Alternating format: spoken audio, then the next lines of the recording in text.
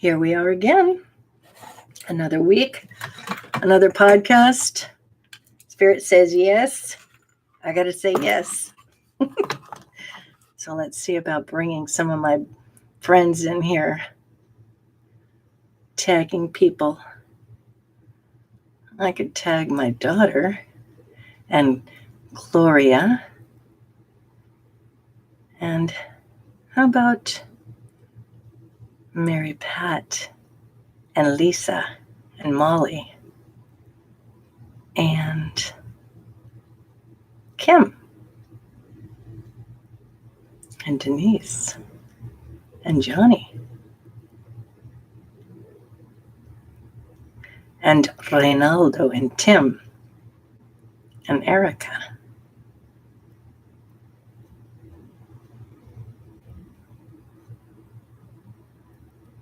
There. Oh, and Miss Catherine. Gotta love her. So,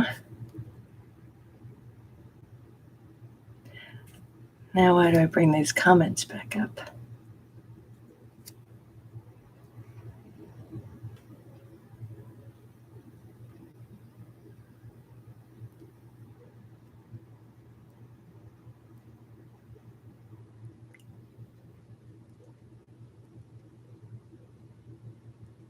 Oh, I see. It's two different things. You tag people, I guess, and then you invite friends to watch. I get it. Still figuring all this out.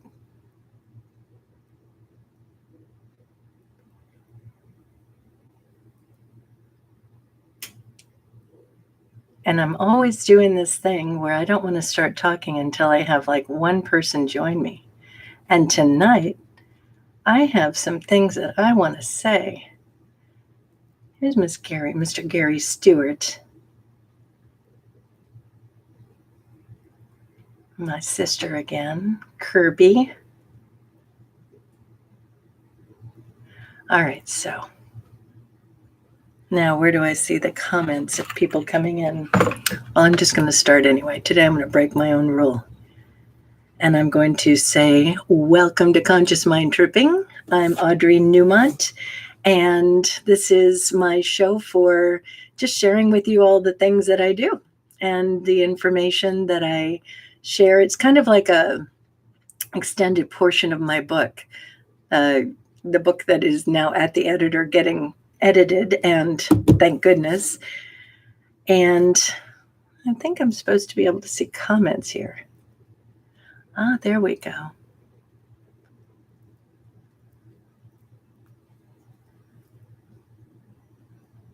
Let's see. I think comments will come up there if I need them to. So I'm going to start with some announcements. We have on our Tuesday night Mainstream Metaphysics. I don't know who Nick is going to have on because I'm going to be out of town. I'm actually going to Clarksville, Tennessee, where my family is, and we are going to be having a celebration of life for my father. And everybody, if you could hold in my stepmother in your prayers. She unfortunately had a little accident, and we're all holding her in the highest. She broke her arm, so send lots of prayers her way. And Nick will be on the Mainstream Metaphysics that night with whoever. I'm not sure exactly what he's going to be up to, but I'm sure it'll be really good because it's very interesting. And then next week for this show, I believe I'm going to be doing it there in Clarksville. I think I'm going to go out into the beautiful woods of Clarksville. And I do see that there's now people in here because I see little eyeballs, or it's an eyeball with 3 next to it. So if you could say hi. And now I'm going to get to the subject of tonight. I have things that I want to share with you that I found to be just simply amazing. So I have 2 clients that this week, I'm telling you, massively impressed me. And both of them own their ability to really understand how they're creative in their life. So, hi, Randy. Good to have you join me here. And thank you. You're the first person coming on like that I can see you. So I wanted to share what this means about being creative in your life, because we don't get taught this stuff. And I want you to really see how powerful it is through these two stories. And I was thinking about my own life and how I used to not be creative at all and really live with a lot of drama, a lot of trauma, a lot of unfortunate events. And, just my life was a bit of a mess in some ways. And in some ways it was good. I was very good at my work. So that wasn't usually a problem. It was more of my my private life, my love life in particular, and my health. Sometimes that was very challenged. So when I'm saying being creative, and I actually made a note on something, and I really want you to get, I used to have illness, and I used to have bigger challenges with my success with money and abundance. And I used to have a fair amount of drama and trauma. And now at this point, I don't really have that anymore. I don't have relationships with people that are in a lot of stress and strife. And I'm very healthy. And so I've changed a lot of things around. And a lot of it is because I understand how I'm creating.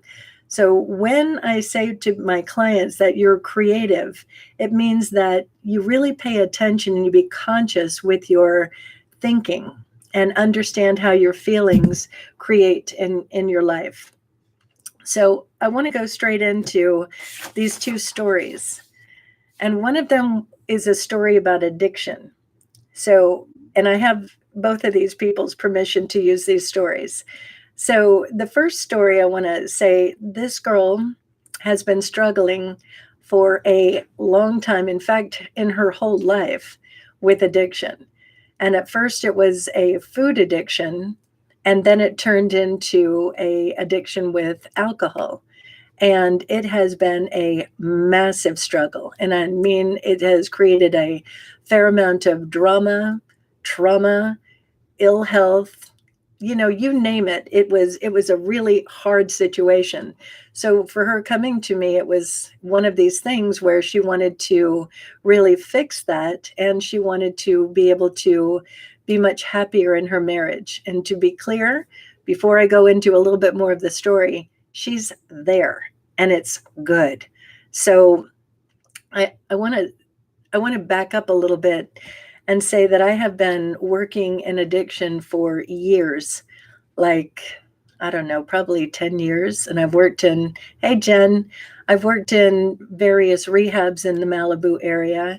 And to be clear, I've had my own situation where I've had my own addictions to things, and not to the degree of needing to go to a rehab, but I've definitely had my moments in the past with alcohol.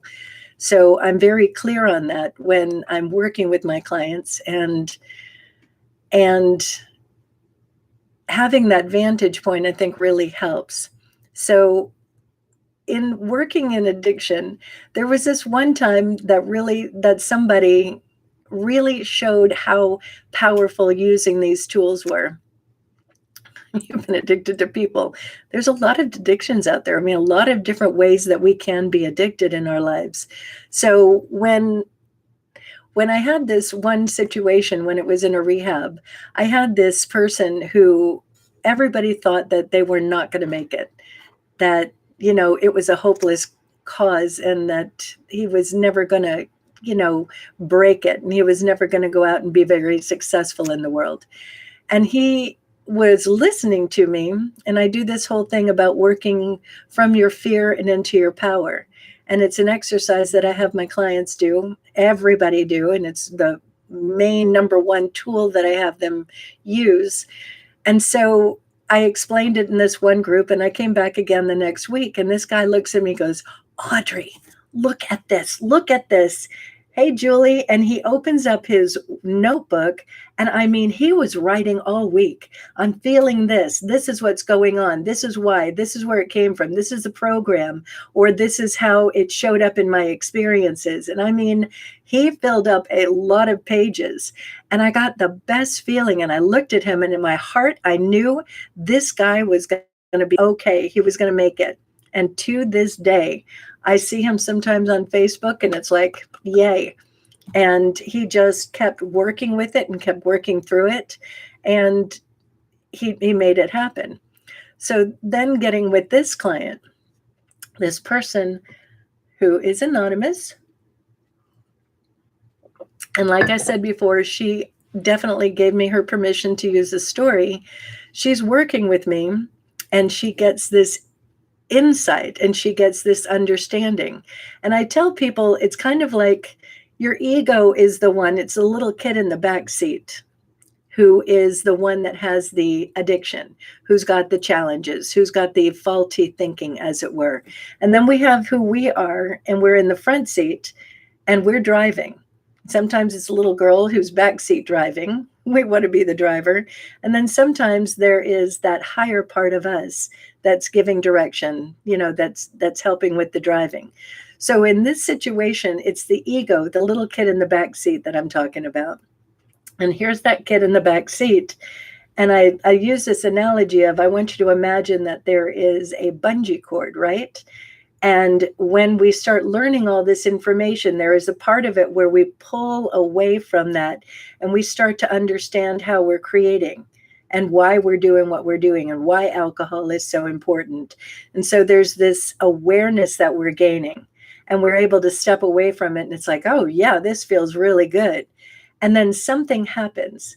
Like there was a moment with this person where they had, they had stepped away from it, then they drank again, and then they stepped away from it and got even stronger, and then they did what I call a slap back.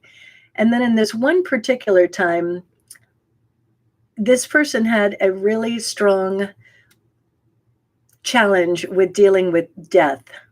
And there was something that happened and she was doing really, really well. And then the subject of death came up in a way that she felt like she couldn't handle it.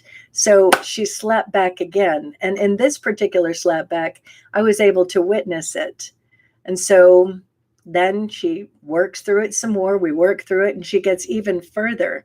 And the subject of death came up again. And this time it was in session. So we're literally looking at it and we're working through it. And in that conversation, it was amazing. It's sometimes it's like you just can't make this stuff up. And it's amazing what people share and what the perception is. So remember, when I'm saying perception, it's like the belief system of who we are, the controller of who we are is the belief system. And then the three buttons that direct everything is our intention, our attention, and the perception. And so she was having this moment with the whole death story again, because she had gone down to the memorial service for this person who was very dear, super dear to her. And it was one of the moments that she slapped back and she's saying, I was looking at all these pictures on the table and I was just thinking in my mind, that's all I have left. That's it. It's just these pictures. And then I asked her something, and in however I asked it, she started telling me her whole story of this woman and how she met her and how things looked. And it was like such a beautiful love story. And it was like she really loved this woman and this woman loved her, not in a romantic way, in a girlfriend way where you really just love somebody. And I looked at her and I said, so you're thinking that those pictures are all that you have left. And what you really have left is what you're telling me in this story. That's amazing. And a lot of people never have that kind of a friendship in their lifetime. So you have so much left. So your perception is off. Now, had she had that perception going into that night without looking, when looking at the pictures, it might have looked different. But as it was one of those things that was a trigger. So she understands and then she moves beyond that and she's stretching herself. She's learning and she's growing and had another moment. And this time in the moment, again, it was a huge slapback. It was a really big slapback and her and I are on the phone. And it was one of those moments where I was able to talk with her because I had seen her in that moment. And she was telling me, and I'm looking at my notes, it's like in the conversation, she was telling me, let me see, hold on. It was her belief system around what alcohol really was for her. And that belief system that she felt in drinking, that she was enhanced, that she was more powerful, that it did something for her that in reality it didn't really do. And she literally said it's like a dirty little lie. And so when I was sharing with her, look, this is what you think it is. In reality, it's this, because I had witnessed it. So I said, so who you think you're being and what you think you're saying and how that all looks for you in your own mind when you're doing it, it's not true. That's the faulty thinking. And here's what it really looks like. And here's what it's actually doing, like when you wake up the next morning or when these things are the after effects, the consequence of whatever the thing was, your behavior. And it was such a moment for her. She pondered it for the week and she came back in this week and it was like, she said, for the first time in her life, there is this knowing that that's not necessary anymore, that the belief system about what alcohol does, the belief system around who she is on it, was no longer valid. She'd now replaced that belief system with all the new things that she had been creating, with all of the great circumstances that she was bringing around with her husband, and all the, I just want to say, like, positivity and the happiness that she was authentically feeling. And so there was that moment. So when we have that slap back, and then you working it and you're working it and you're working it and you're pulling on yourself and you're figuring it out, there was finally that moment where she cut the cord. And I don't know, I have a strong feeling that there'll never be a need for alcohol like it was, never need to do what she had been doing.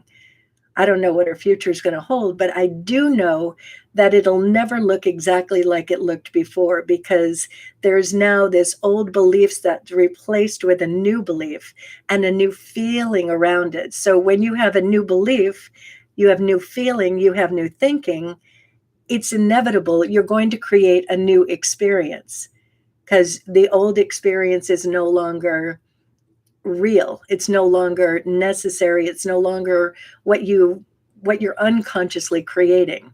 So I can't even stress to you enough. I'm so excited for her. I'm so happy for her. And I see it. It's like there's that shift. And we've all had those shifts. I mean, I've had many of them in my lifetime. And when we're able to make that shift and really hold on to it, it's life-changing. And by the way, for those of you on Facebook, if you have any questions, ask me, or if you have scenarios where you've worked through things and it's been powerful for you, let me know.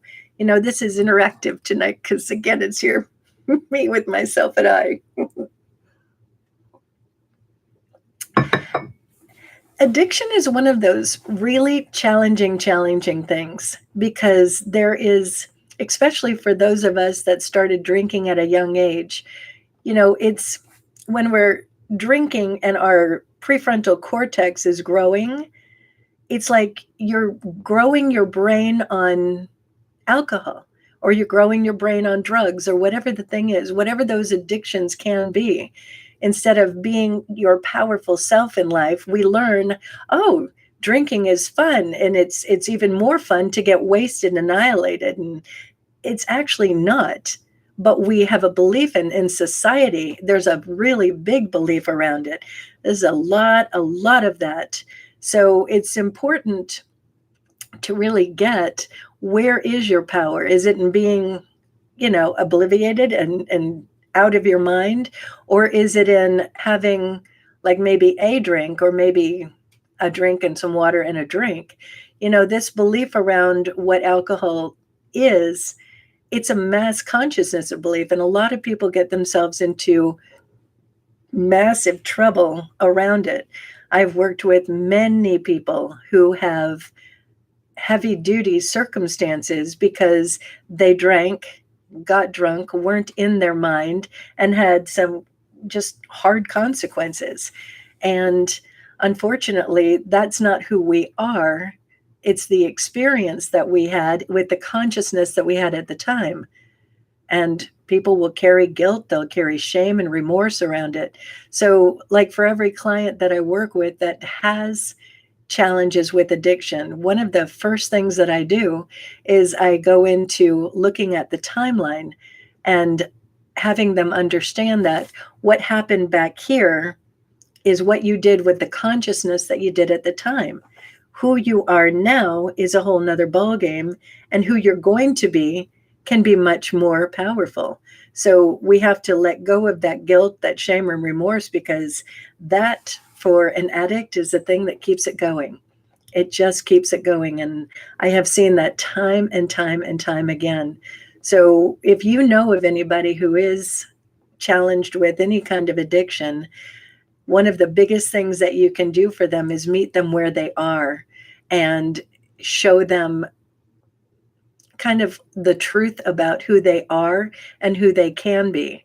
Because addiction is not who we are, it's something that we learn for various reasons. And it's something that is definitely overcomable, but not with guilt and shame and remorse attached to it. It's just the way it is. Is there anything else I want to say about that? No. I'm going to move on to the next thing I wanted to talk about. And the next thing that I want to talk about is health. There have been so many conversations around health lately, and people being very, very afraid of possibilities with health. And I'm just going to say, you can look at a whole bunch of new science around it. Our feelings are creative in our body. And I'm going to give you an example of that with my second story. I'm so thrilled to tell this story, to be honest. It's a great story. So I have this client, and actually I'm going to back it up. See, I have to be careful how I word all of this because these people are anonymous, though I think this person doesn't mind because I think they're coming on the show soon. But I wanted to share this story because I think it's just so amazing. So this person was born with stage, I believe, 4 cancer. And it was a very, very big deal. And she was extremely sick from the moment that she was born. And for her parents, it must have been, I can't even express to you, just terrifying. So she comes into the world, and there is already this like sickness. And for her whole life, she has just been in and out of the hospital, and many times nearly dying. And some of the times the doctors just had no idea like what to do with her. And finally, the father found Jeff Sherman, who was our holistic doctor out here. He passed away. I'm still missing him. And so they went to Jeff, and Jeff helped them to create health with her. And so in working with Jeff, this kid, for the first time in her life, was able to be healthy and was able to live like a very normal life. Hi, Audrey. It's very good to see you.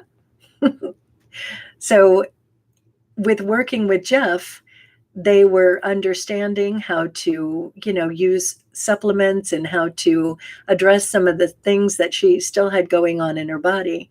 And Jeff actually referred me for the mom.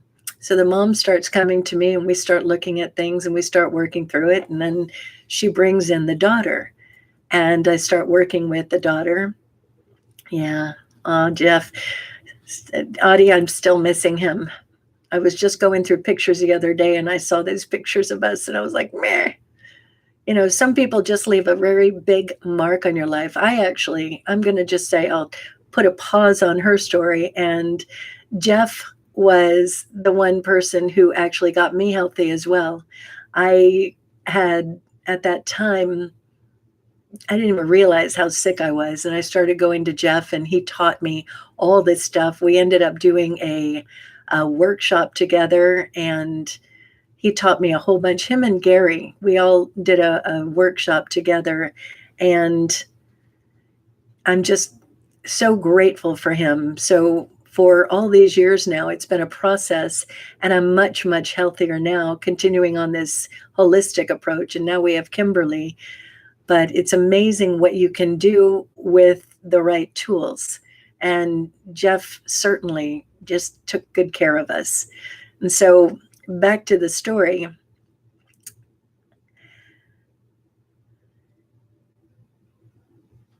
Yeah, actually, Jennifer, I'm going to just mention you as well. Jennifer just had a session here. We have a class that's on Monday nights, and the interns have to bring in a client to work on. And Jennifer was the client that they were working on. And I think it really made a huge impact on your body. You know, when we're talking about the health of our body, it's super important to really understand our thoughts attached to our feelings are super creative in our body. We're all just energetic beings. We don't get taught that in school. So when somebody's feeling a fair amount of anger, frustration, depression, anxiety is huge. Did I say anxiety? All of those fear feelings that I've talked about so many times, they are very creative in the body. And I'm going to go into describing how it created with this particular client.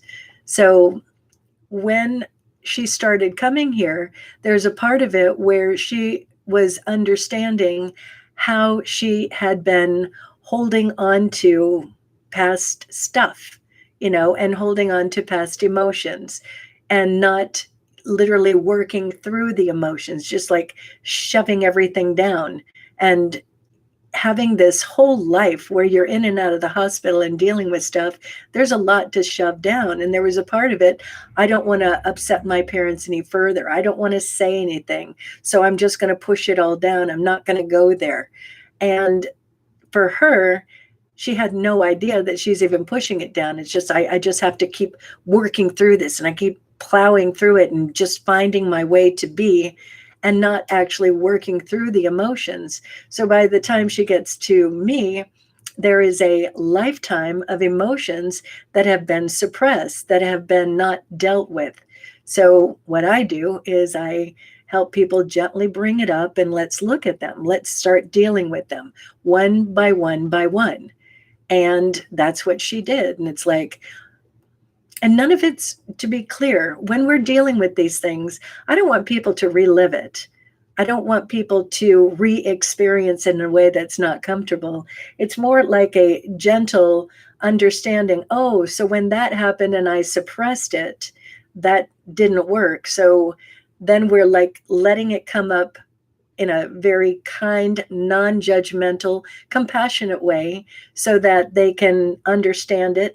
And then we're going to transform it, and we let it go. We let it out of the heart, because the heart is the most important thing, and it's got its little brain in there. So like I've said many times, when we hold back these emotions and we shove everything in the heart, there gets to be a point where your body just can't control it anymore, and your body is going to feel dis-ease in some way, shape, or form. So with that being said, get back to the story. She had been healthy for the longest time. And when she comes on the show, I'm going to tell you what she was doing in that time of being healthy, because I'm very impressed. So then came a moment where out of nowhere, she got sick. And there was a part to her where she was like, ugh. And there's a normal and very natural fear of, oh no, what if this is that snowball into my past hell? What if this is starting all of this stuff again? And there was this hard moment. So because her family is so close and they're so loving, we had the whole family in here. And it's like, let's look at this. Let's see what this thing is. And the whole family had something that they were dealing with at that point. And without giving away all of the details, because it's not really important, all the details, in the moment when the family was all here, there was this part of it with the girl with the client who's experiencing this now a painful life again, where she was able to see how the experience triggered this part of her that had not been dealt with. And there was this moment where she just, I'm telling you, let it out. And we were all there with her and all there for her. And by the time she was done, it was like, oh my gosh, that was it. And she was able, it was almost like sometimes we have like a demon inside of us that we're unaware of, and we have to exercise that demon out. It was kind of like that in the moment. And it was majorly powerful. And it was like, yay, oh my gosh, this is great. So then she's getting healthy again and she's doing well and things are good until something else happened. And I'm going to just say, this next thing was even bigger, because there was this piece that, let me think if I have to remember this. There was this piece where she came in, and there's this part of it where she had something that happened, and it was like, oh my gosh, you got to go to the doctor. And they couldn't figure out what's wrong. So she's getting all these tests done, and they can't figure out what's wrong at all. And they're getting scared, understandably. And they're like, what in the world is going on here? So she comes in and we start looking at it, and we go back to the beginning. Like, what is this? Like, what happened? You know, what happened when you were first feeling sick? What did this look like? And again, I'm not going to go into all the details of it because it's private. But when she was able to see in that session, it was like she came in and she was angry. I mean, and she was kind of flatlined, and she's like, ugh, here I am again. And for my whole life, this has been it. And this is what's going on with me. So I'm going to answer that in a minute, William. So in that session, she was able to understand what happened, where she got triggered, what that looked like. And more importantly, in the session, she was able to see clearly for the first time in her life how suppressing her emotions, because there was a part of it, I'm going to just say there was a moment where she had a physical reaction to food. That's basically what it was. But in how the physical reaction showed up, there was a part of her that went into a crazy amount of anxiety. And rather than recognizing, oh, I'm anxious, what am I anxious about? Oh, I'm afraid this is going to be the snowball into my past hell. Wait a minute. No, this is, what was I eating? What did that look like? What happened? But instead of doing that, she suppressed the anxiety. And it was a big anxiety. So she just shoves it over here, and her body, because it's now so used to letting go of emotions that no longer serve her, working through things, her body was like, oh, wait a minute. This feels like that. All right, well, we're going to go there. And it was a fair amount of days. And then when she came in and she understood how she suppressed the emotion and how things snowballed from that point, and then in my office, it was amazing, because once she had the awareness, oh, I did that, and that's what happened, and it went on to there, then she, by the time she left my office, I'm telling you, she was bright-eyed again, not this angry, sullen, I'm so furious because I'm sick again. It was like an instant change. And I'm not saying that happens every time, but I've seen it happen a fair amount of time when you change that thought process, when you change and you own the feeling and you move it on over, everything changes. So she comes in one way and she leaves a whole nother way. It was life-changing. And the biggest part of it was she understood clearly how these emotions, from suppressing them and for pushing them over here, how the body reacts to it. You got to remember, your heart's talking to 50 trillion intelligent cells. So it's no accident that when we go into fear and shoving down anxiety, the body's going to be in a dis-ease. It's going to be in a reaction from it. So then when she understood differently, she left quite happy, and she's been healthy ever since. So when the doctors can't figure it out, sometimes there's not that to figure it out. It's not that you have an actual dis-ease. You're creating dis-ease within the body by suppressing emotions and not dealing with them, or having them for too long of a period of time and just living in them. People, when they get angry and they don't work through the anger and they live with anger for an extended period of time, it's creative. So when I say it's creative, you're consciously or unconsciously creating the health of your body. And a lot of times that's what it looks like. So, when you're looking at some of these things that go around, like we've had things going around lately that are, let's just say, active in the body. When we are in fear, that is a fertile ground for that kind of thing. It's a lot of fertile ground. When we're thinking and we're feeling and we're worrying about what might happen to this beautiful car of ours, that's creative. When we're thinking and we're feeling and we're knowing, I'm healthy until I know otherwise. I am eating healthy. I'm making healthy choices with my drinking. I'm making healthy choices with my exercise. I'm making healthy choices. Therefore, I'm going to stay healthy. And you're putting your attention on healthy until you know otherwise. And you know what? For a year and a half now, I've been doing that until I know otherwise. And I've been healthy for a year and a half. Well, since this thing started. So I'm not worrying about what the future might hold. I'm standing in my conscious awareness of where I'm at now, who I'm choosing to be. And I'm making healthy choices.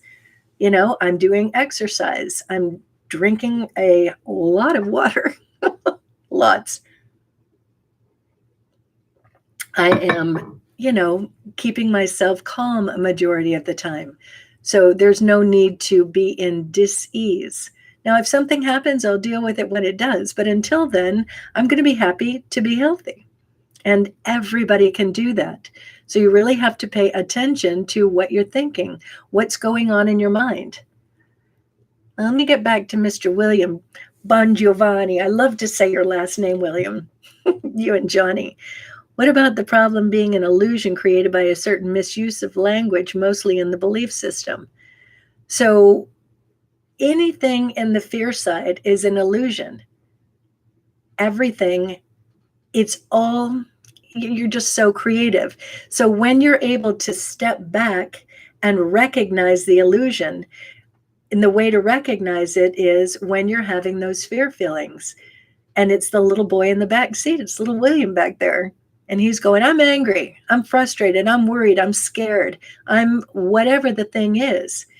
You own that part of you that's the driver in the front seat. You're the adult, and you are an adult now. So you're the adult. So you say, what are we angry about? What are we frustrated about? What's the solution for it? Who do we need to communicate with? What new action do we get to take? How do we focus on the solution rather than the problem? So if it's an illusion and it's being created, then what do I want to create as my reality? It's a choice. And sometimes I get it when people have hard-held belief systems, or they have had what you're saying with misuse of language in the belief system. I get it. But when you're the adult, it's a process. So a lot of times it doesn't happen overnight. But I know you very well, and I have seen you, and you have owned the process. You have upped your life, up it greatly. So you know that. And it's a process of continuing to reinforce it. It's like that thing that I was saying with the rubber band. I know you. You pulled away from that, and then you did a slap back. And then you pulled away farther, and you did a slap back. We all do. I've done a million slapbacks in my day. I'm still doing slapbacks. and it's okay. But when you're not judging it, and when you are not in remorse or guilt or shame or any of those things that hold you back over here, there's a part where you keep saying, I'm in a choice point. And you know what? I recognize the thing. I recognize the belief. I recognize the language. I'm being conscious. I'm the adult in the front seat. So what is it that I'm choosing? Who do I choose to be at this point consciously? I don't want to hold on to anger. So I'm going to let it go with compassion and understanding. And I'm going to choose to be over here. I don't want to hold on to anxiety. So I'm going to catch my mind before it starts going down into the imagining of what would cause anxiety. It's a process for all these things. And it's a process of continuing to not judge yourself when you hit a slapback, or not think, oh my God, here I am again. This is just where I live. No, it's that comfort. It's the ego. And it's that comfort that the ego has. It's the little kid in the back seat going, well, wait a minute. We know this place. You're leading me to somewhere new.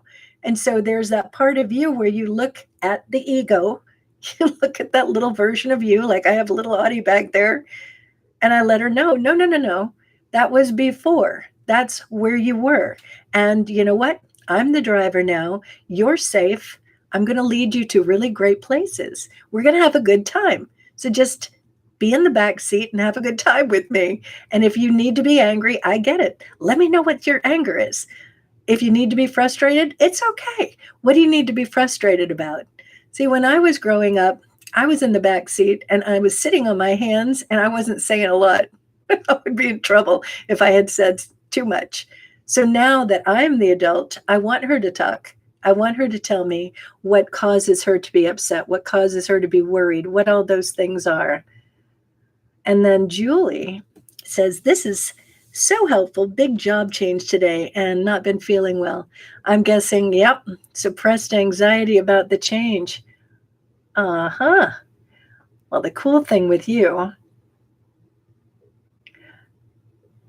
big job. So did that mean that you got a new job already? Kudos. And you know what? That would be normal. That would be very normal if you're leaving. And by the way, kudos to you. A lot of people wouldn't have left a job like you left a job. I was so flippin' impressed with you. I was like, go, girl. Own it. She was in a situation. It was like, you know what? You have a choice. You do. And sometimes the choice, it's like, oh, it's kind of nerve-wracking on the other end of it because you don't know exactly where you're going, but you know that I don't want to be here. A lot of people stay here. A lot of people stay here because it's comfortable and it's, it's safe. I'm making enough money. That's your last day at the old job. Okay. But you are wildly creative. I've seen you do it. I've seen you create some amazing things. So there's that part of it where you, in the moment, you're saying, it's kind of nerve-wracking. I'm letting go of this thing that I know isn't good. It's not a match. Nothing wrong with it. Nothing bad about it. You did what you thought you were going to do. You had a lesson to learn there. So it's almost like as you're driving to the greatest job, you guys know that I use that analogy with the car, and we're driving up the 101 freeway to San Francisco where our greatest job is happening. So as we're driving up, sometimes it's a clear straight line and we get in the car and it's like a 6-hour drive and we make it and it's great. And sometimes it's like, oh, I took a detour over to Bakersfield. It's not where the job is and it's not that exciting in Bakersfield, but I had something to learn there. So for you in your timeline, it's like, all right, so what did I learn here? How do I grow from it? And more importantly, what is my list for the greatest job? What is it that I'm creating? It's like I'm creating that roadmap. This is where I'm going.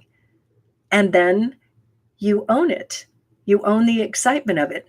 I just let go of that job that isn't my greatest job. I'm so excited. I'm heading to my new job. Ugh. And this has really great people who are not bossy, who are not unreasonable, who are not whatever. They are these things. So you don't write they're not. You write they are agreeable. They're fantastic. I've got a great team. I'm getting good money. I've got all of these things happening. I'm so excited. My next job is going to be like amazing. And you get on the 101 and you keep driving. And you catch it if you say something like, oh, I'm not getting a job. Now you've driven off to Lompoc. Or you say something like, ugh, what if I get a job that doesn't pay me enough? What if I have to take a lesser paying job? You've driven off to Lompoc again. I don't know why Lompoc is such a funny one for me. We drove through there one time, my daughters and I, we were like, what is this place? Nothing wrong, nothing bad about it, but I don't want to live there. I don't even want to drive through it. But sometimes we drive through these challenging moments because we have to grow. We got to learn. What are those things that we learn there? And then you get back on the freeway, let it go. No judgment about driving off the freeway. There's something there that helped you be more powerful. So now, as you're moving forward, you get the day tomorrow to just sit back and say, I'm free. I don't have to deal with that stuff. And the right people are finding me. I'm finding them. And I'm going to pick them up in San Francisco. So be very clear on what you are creating. Own the feeling of enthusiasm, of appreciation. That's like putting your foot on the gas and getting you there quicker. And I'm going to see what happens. I'm so excited for you. Anybody else have any questions? No, but I'm very pleased to see Johnny Bon Giovanni on here. Very good to see you as well. You're another one of those people in the world that has been leveling up and leveling up and leveling up and owning your life through some challenging stuff. Kudos to you too. Seriously, good job. And Julie, you are very welcome. So it's 7:46. I think on this last little bit of time, I want to talk about myself for a minute and have you guys understand something. When I was a kid growing up, it was like I started out, my mother didn't like watch us all the time, so I would wander by myself in the woods and I would get myself into situations. And if you were to look at my timeline, I'm sure it would be very interesting for how many accidents that I had. I mean, I've got a fair amount of scars from just crazy things happening. And there was a couple that were pretty serious. And I look at my timeline on who I was, and there was this. Remember, I say between 0 and 8, we really take on a program. And I know that I've talked before about how I took on a program about being stupid. My mother would be like, oh, she's cute, but she's not that smart, and call me the dumb one. It is what it is. I took on a program about my intelligence. And then years later, especially studying the science that I study, especially Greg Braden, I was able to understand my intelligence and really change that stupid thought into something much, much different. But when I look at my timeline for my health, there was even a time when I was in the 2nd grade and I ran through a sliding glass door. And I mean, I really had a moment and it was bad and there were no adults around. And then my mother took me to this doctor's office and he started sewing me up with no Novocaine. So when we have an experience like that, that's trauma. And that car analogy, it's like when we have a moment like that, it's like the car hitting a wall and it's a big deal. And if our car hit a wall and it was crumpled up, we would take it to the mechanic. But in our lifetime, in my it was like you don't even think about going to a therapist. You just brush yourself off and keep going. And when I looked back at my life, I just remembered this recently. I even got hit by a car, and I was on my bike on the side of the road, and a dog went across the road. I had forgotten this for the longest time, and this car squealed on the brakes in such a way that the back end of the car flipped around and it hit me and it knocked me off my bike. I went flying. And again, nobody takes you to the hospital. Nobody says, oh my gosh. They're like, are you okay? I guess so. All right, get up, go play. And there's like this trauma gets locked in there. So I started having, I remembered it recently, all of these experiences that I had. Like another one when I was very much littler, I was on some logs, went flying and hit a log with a nail on it and got a scar on my forehead, got stuck on a fence and got a scar here. So looking at all of this, it's no accident that I had my own beliefs around my health and around accidents and what my body was. And there was a certain amount of, let's just say, trauma that I locked up in my own heart on what accidents look like. And it was like one of the things earlier on that I guess I addressed because I don't have accidents anymore. But it's amazing how you can look at someone's timeline and it's like sometimes it's every 2 years, sometimes it's like with one client it was every 6 years, and we were able to bring it back to when she was born. She had the whooping cough, and then she started creating from that point and started creating where she couldn't breathe and she was having anxiety attacks. So when you're doing this kind of work, what's attention getting, Mr. Newmont? When you're doing this work, it's not to judge the past, it's to understand why would I be in this pattern. So sometimes it's interesting to do your own timeline. I just did one with a client earlier. It was her first session with me. And it was very interesting.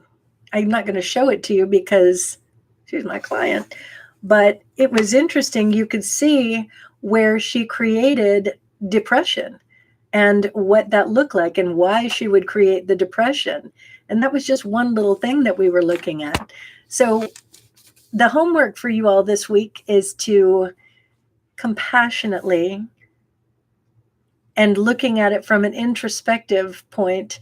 If you still have something that's going on with your health or something that's going on with anything in your life that you're no longer wanting, it's like, I really don't want to do this thing anymore, but I keep doing it.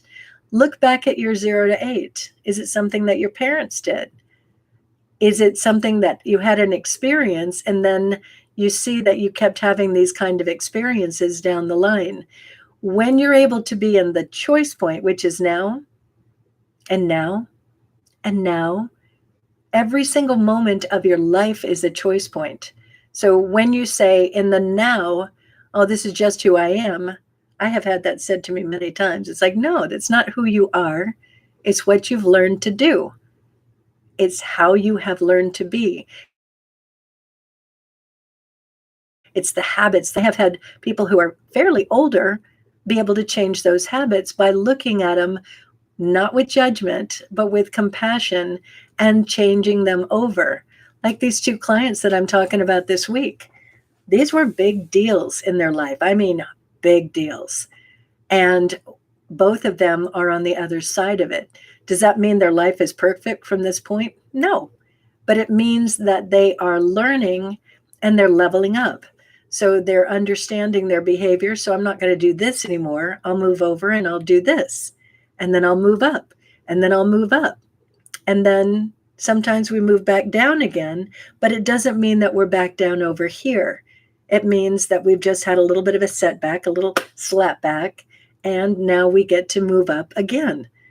And you keep growing in the choice points. You know, every moment is a choice. It's either unconscious or conscious. It can be that simple, and there's a lot to it. So I have 6 more minutes. Nick, what is this attention-getting comment? I can answer it. Mr. Nicholas Newmont, he is, oh, you know what I'm going to talk about? He has a workshop coming up on Saturday, and it's the psychology of the chakras. And it doesn't have to be for people who are practitioners. It's for everybody. And it is fascinating. Like just with the throat alone, there's a whole psychology that goes on with our throat or our heart or our solar plexus. So each one of these body parts that we have, there are thoughts that get kind of caught in them. Like a lot of times when people have issues with their throat, there's a lack of communication. Either they feel they can't say something, or they're unable in some way, shape, or form to really voice what it is that they want. Could be suppressing their voice, could be that their voice is suppressed by someone else. There's all these different ways that we get caught up in things. Yeah, and you know what? That is true. Sometimes kids do get hurt to get attention. That's a very big one. And unfortunately, it's one of those hard ones to really look at. And by the way, hi, Nancy. It's good to see you here. I haven't seen you in a very long time. So there's a part of it where when you are looking at all of this, one of the things that you can ask yourself when you're doing your own timeline or when you're looking at your own life, how does this serve me? And a lot of people, when I say, how does it serve you? They look at me and they're like, well, it doesn't. Like, are you crazy? Why would I want to be an alcoholic? Like I asked my client that I was talking about earlier, I asked her, how does it serve you?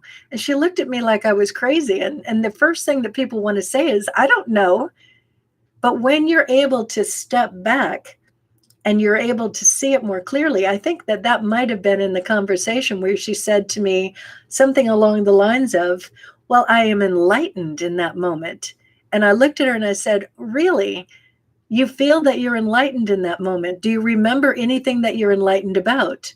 When you're back to sober again? She was like, no, but in the moment, I really feel enlightened. I feel really good. So it's not really enlightened. It's a lie that we tell ourselves. And that's one of the things that she said.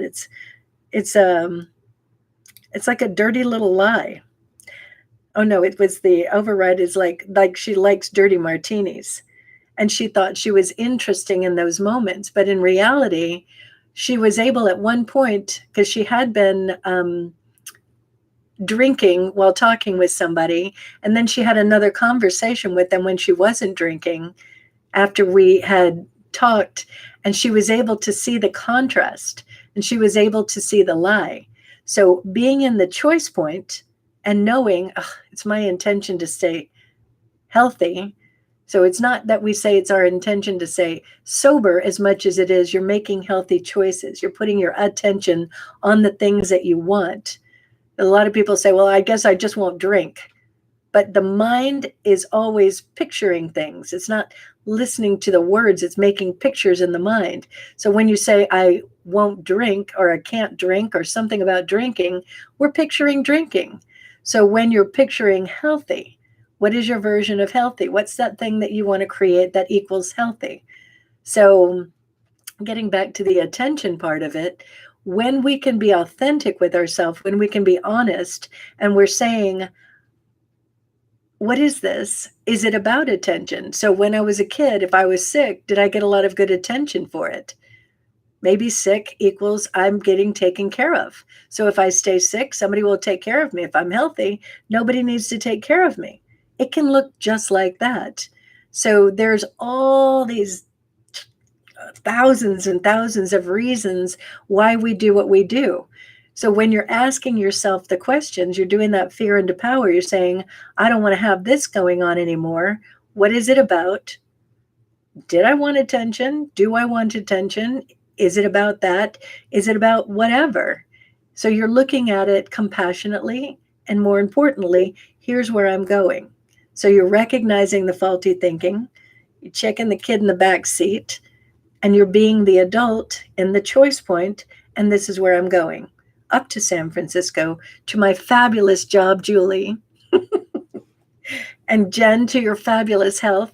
And kudos to your mama getting in and on that chair. Excellent. I'm so happy for you guys. Keep moving on up. And I have 1 more minute left. So join me next week. I'm going to be, I'm pretty sure, in Clarksville, Tennessee. I'll drag y'all out into the woods with me. And you're back on the 405. Good job, Julie. And remember to watch Mainstream Metaphysics next Tuesday with Nick and whoever he has on as his guest, or maybe he'll be with himself. I'm not sure what we're doing on that, but I know it's going to be good. And in the meantime, oh, and one more thing. I have a YouTube channel. You're probably watching this on YouTube if it's a little later. And if you could subscribe, it's Conscious Mind Tripping with Audrey Newmont. If you could subscribe and share it with your friends, that goes a long way. I would really appreciate it. And in the meantime, you guys have a fantastic week. Do some homework, look at your lives, and keep recognizing that kid in the back seat. Love them silly. Love them lots. And I love you. Take care. Have a good one. Bye.